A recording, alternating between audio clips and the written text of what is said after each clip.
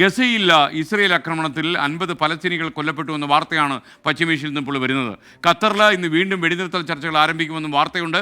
ഈ അവസരത്തിൽ B P James നമുക്കൊപ്പം ചേരുന്നു. B P James, good morning. Hi hi hi. മൂന്ന് ഹായ് ഉണ്ട്. ഓക്കെ, പറഞ്ഞോളൂ.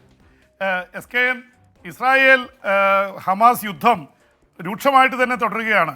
ഒരുപക്ഷെ എസ്കേനും ഞാനൊക്കെ ഇത് കാണുന്നുണ്ട്, ഒരു ദിവസമെങ്കിലും മരണമില്ലാത്ത വെച്ചാൽ ആൾക്കാർ മരിക്കാത്തൊരു ദിവസം ഉണ്ടാവണമെന്ന് പ്രാർത്ഥിച്ചാലും ഒരു രക്ഷയില്ല. ഇപ്പം 50 പേർ കൊല്ലപ്പെട്ടിരിക്കുന്ന ഈ 24 മണിക്കൂറിനുള്ളിൽ പലസ്തീനികളാണ് കൊല്ലപ്പെട്ടിരിക്കുന്നത്. ഗസയിൽ അവിടെ വെള്ളപ്പൊക്കവും ദാരിദ്ര്യവും പട്ടിണിയും ബോംബുകളും എല്ലാം അടക്കി വാഴുന്ന അവസ്ഥയാണ്. ആ അവസ്ഥയിലാണ് ഇപ്പോൾ 50 പാലസ്തീനികൾ കൂടി കൊല്ലപ്പെട്ടു എന്ന വാർത്ത വരുന്നത്. ഇസ്രായേലിൻ്റെ ബോംബർ വിമാനങ്ങൾ തലങ്ങും വിലങ്ങും ബോംബ് വർഷിച്ചുകൊണ്ടിരിക്കുകയാണ്. ഇതിനിടയിൽ യമനിൽ നിന്ന് ഹൂതികൾ ഇസ്രായേലിലേക്ക് മിസൈൽ തൊടുത്തു. ആളപായം ഉണ്ടായിട്ടില്ല, പക്ഷേ കുറേ നാശനഷ്ടങ്ങൾ സംഭവിച്ചിട്ടുണ്ട്. യമനിലെ ഹൂതി കേന്ദ്രങ്ങളിൽ കഴിഞ്ഞ ദിവസമാണ് ഇസ്രായേൽ വ്യാപകമായ ആക്രമണം നടത്തുകയും നിരവധി പേർ കൊല്ലപ്പെടുകയും WHO ലോകാരോഗ്യ സംഘടനയുടെ തലവൻ തലനാരിഴക്കി ബോംബാക്രമണത്തിൽ രക്ഷപ്പെടുകയൊക്കെ ചെയ്തത്. എന്നാലും പരസ്പരമായിട്ടുള്ള ഏറ്റുമുട്ടൽ നടക്കുന്നുണ്ട്. വെടിനിർത്തൽ കരാർ ലംഘിച്ച് ഈ 24 മണിക്കൂറിനുള്ളിൽ ലെബനനിൽ ഇസ്രായേൽ ബോംബ് വർഷിച്ചു. തിരിച്ച് വടക്കൻ ഇസ്രായേലിലേക്ക് ലെബനിൽ നിന്ന് ഹിസ്ബുള്ള റോക്കറ്റുകൾ അയച്ചിട്ടുണ്ട്. അപ്പോൾ ഈ യുദ്ധത്തിൽ കുറവൊന്നുമില്ല. അതിനിടയിലാണ് SKN ഈ ഖത്തറിൻ്റെ തലസ്ഥാനമായിട്ടുള്ള ദോഹയിൽ വീണ്ടും വെടിനിർത്തൽ ചർച്ചകൾ ആരംഭിക്കുകയാണ്. ഇസ്രായേലി സംഘം അവിടെ എത്തിയിട്ടുണ്ട്. അതുപോലെ തന്നെ ഹമാസിൻ്റെ സംഘം എത്തിയിട്ടുണ്ട്. അമേരിക്കയുണ്ട്, ഈജിപ്തുണ്ട്, ഖത്തറുണ്ട്. ഇത്രയും പേരാണ് മധ്യസ്ഥ ശ്രമങ്ങളിലുള്ളത്. പലതവണ ചർച്ച നടത്തി ഏതാണ്ട് അടുത്തുവരെ എത്തി ചർച്ച പൊളിയുന്ന അവസ്ഥയുണ്ടായത്. ഇപ്പോഴും പ്രതീക്ഷ വയ്ക്കുന്നുണ്ട്. കാരണം ഏതാണ്ട് 95% കാര്യങ്ങൾ ഇവരൊക്കെ യോജിക്കുന്നുണ്ട്. പക്ഷേ ഗസയുടെ നിയന്ത്രണം ആർക്കാണ്? ഈ ബന്ദികളെ വിട്ടുകൊടുക്കുന്ന കാര്യത്തിലുള്ള ചില അഭിപ്രായ ഭിന്നതകൾ മൂലമാണ് ഇത് നീണ്ടു പോകുന്നത്. പക്ഷേ 2 പക്ഷത്തുള്ള ഒരുപാട് തടവുകാർ കൊല്ലപ്പെട്ടു കഴിഞ്ഞു. പാലസ്തീനി ജയിലുകളിൽ, ഇസ്രായേലിൻ്റെ ജയിലുകളിൽ 54 പേർ കൊല്ലപ്പെട്ടു. അതുപോലെ തന്നെ ഇസ്രായേലി ബന്ദികളെ ഹമാസിൻ്റെ കൈവശമാണ്. അവരിൽ 34 പേരൊഴികെ എല്ലാവരും കൊല്ലപ്പെട്ടു എന്നുള്ള വാർത്ത കൂടിയാണ് വരുന്നത് SKN. അപ്പം അതുകൊണ്ട് ഇതിൻ്റെ പ്രശ്നങ്ങൾ ഒരിക്കലും തീരുന്നില്ല, കൂടിക്കൊണ്ടേയിരിക്കുന്നു. യുദ്ധം എന്ന് തീരുമെന്നുള്ളതിനെക്കുറിച്ച് ഒന്നും പറയാൻ പറ്റാത്തൊരവസ്ഥയാണ്. അമേരിക്കൻ പ്രസിഡന്റ് വരെ പറഞ്ഞു യുദ്ധം ഉടനെ തീരും. ഇസ്രായേലി പ്രധാനമന്ത്രി ബെഞ്ചമിൻ നെതന്യാഹു നീട്ടിക്കൊണ്ടുപോവുകയാണ്. ഒരുപക്ഷേ അമേരിക്കയുടെ പ്രസിഡന്റായി ഡൊണാൾഡ് ട്രംപ് ജനുവരി 20-ന് സ്ഥാനമേറ്റ ശേഷം അവർ തമ്മിലുള്ള ഒരു കെമിസ്ട്രി വളരെ ഗംഭീരമാണ്. അതുകൊണ്ട് ഒരുപക്ഷേ വെടിനിർത്തൽ ജനുവരി 20-ന് ശേഷം ഉണ്ടായേക്കാം. കാരണം ഇനി 15 ദിവസമുള്ളൂ അതിന്.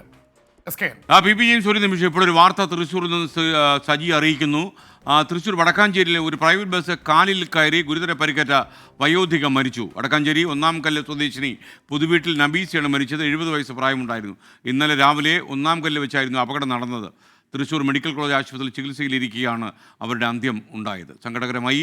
ഇനിയും മറ്റൊരു വാർത്തയിലേക്ക്. ജെയിംസ്, ദക്ഷിണ കൊറിയൻ പ്രസിഡന്റിനെ അറസ്റ്റ് ചെയ്യാൻ കോടതി വിധിയുമായി വന്ന പോലീസുകാരെ പട്ടാളം തടഞ്ഞു. സുരക്ഷാ സേനയും അതിൽ അണിചേർന്നു. ഇപ്പോൾ ആ അറസ്റ്റ് വാറന്റ് പിൻവലിച്ചു. മാത്രമല്ല അവിടെ ഈ സായുധ കലാപത്തിലേക്ക് കാര്യങ്ങൾ നീങ്ങുന്നു എന്നുള്ള രീതിയിൽ വാർത്തകൾ വരുന്നല്ലോ. വിശദാംശങ്ങൾ. SKN, ദക്ഷിണ കൊറിയ പൊതുവെ ഒരു വലിയ ജനാധിപത്യ രാഷ്ട്രമായിട്ടാണ് അറിയപ്പെടുന്നത്. മറുഭാഗത്ത് വടക്കൻ കൊറിയ കിം ജോങ് ഉന്നിൻ്റെ കരാള ഹസ്തത്തിലാണ്. വലിയ ഒരു ഏകാധിപത്യ ഭരണമാണ്. അവിടെ ഈച്ച പോലും കടക്കാൻ അനുവദിക്കില്ല. പക്ഷേ ദക്ഷിണ കൊറിയയിലും ഇപ്പോൾ പ്രശ്നങ്ങൾ അതീവ രൂക്ഷമാവുന്നു എന്നുള്ള റിപ്പോർട്ടുകളാണ് വരുന്നത്. കഴിഞ്ഞ ഒരു 3-4 ആഴ്ചയായിട്ട് SKN നാടകീയമായിട്ടുള്ള രംഗങ്ങൾ തന്നെയാണ് അവിടെ നടന്നുകൊണ്ടിരിക്കുന്നത്. ഏറ്റവും ഒടുവിൽ ദക്ഷിണ കൊറിയയുടെ പ്രസിഡൻ്റായ അദ്ദേഹത്തിൻ്റെ അധികാരമൊക്കെ സസ്പെൻഡ് ചെയ്തിരിക്കുകയാണ്. ആ അവസ്ഥയിൽ സുക് ഇയോൾ അദ്ദേഹത്തെ അറസ്റ്റ് ചെയ്യാൻ കോടതി ഉത്തരവ് പുറപ്പെടുവിക്കുന്നു.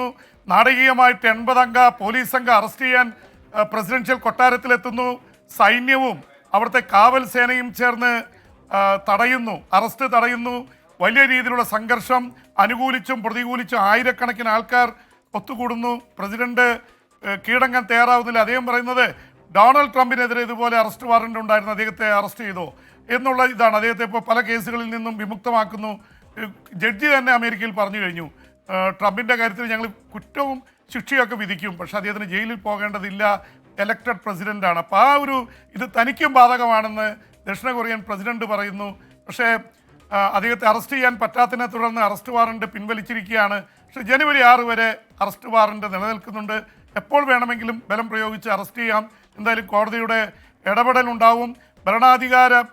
ഭരണഘടന സംബന്ധിച്ചുള്ള കോടതി 9 അംഗ കോടതി അദ്ദേഹം പട്ടാള നിയമം ഏർപ്പെടുത്താൻ ശ്രമിച്ചതിനെക്കുറിച്ചുള്ള വിചാരണ ഉടൻ ആരംഭിക്കും. അതിൽ 6 ജഡ്ജിമാർ എതിരായിട്ട് വിധി എഴുതിയാൽ അദ്ദേഹത്തിൻ്റെ പ്രസിഡന്റ് സ്ഥാനം പോകും. പക്ഷെ അതുവരെ പിടിച്ചു നിർത്താനുള്ള ഒരു ശ്രമമാണ് നടന്നുകൊണ്ടിരിക്കുന്നത്.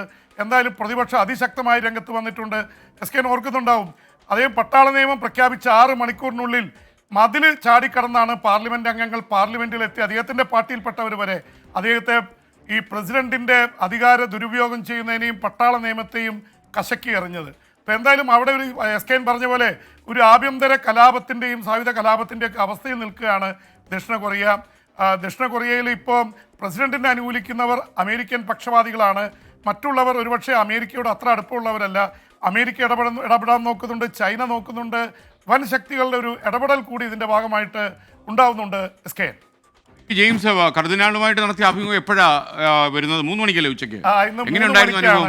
മാർപ്പാപ്പ നേരിട്ട് വൈദിക സ്ഥാനത്ത് നിന്ന് കർദിനാൾ സ്ഥാനത്ത് എത്തിച്ച ജോർജ് കൂവക്കാട് കർദിനാളിൻ്റെ അഭിമുഖമാണ്. അത് പ്രത്യേകിച്ച് അദ്ദേഹത്തിന് പല കാര്യങ്ങളും മാർപ്പാപ്പയെക്കുറിച്ച് പറയാനുണ്ടാവും. അത് 3 മണിക്ക് വരും. SK ജെയിംസ് പോപ്പിനെ കാണാൻ പോകുന്നു എന്നൊക്കെ വാർത്ത അങ്ങനെ പോപ്പ് അങ്ങനെ സാധാരണ ഇന്റർവ്യൂ ഒന്നും കൊടുക്കാറില്ല. SK അല്ല, ഇന്റർവ്യൂ അല്ല, നേരിട്ടൊന്ന് കാണാമല്ലോ. അല്ല, അത് കാണാം. SK നമുക്ക് 2 പേർ കൂടി പോകാം. അല്ല, BP ഒന്ന് പോയിട്ട് വരൂ, എങ്ങനെയുണ്ടെന്ന് നോക്കിയിട്ട് എന്നോട് പറഞ്ഞാൽ പിന്നീട് നമുക്കൊന്ന് അങ്ങോട്ട് ഇറങ്ങാം. Okay, thank you BP James. ഇനി വിദേശ വാർത്തകളുമായി നാളെ ഇതേ സമയം ഈ പരിപാടിയിൽ PP ജെയിംസ് ഉണ്ടാകും.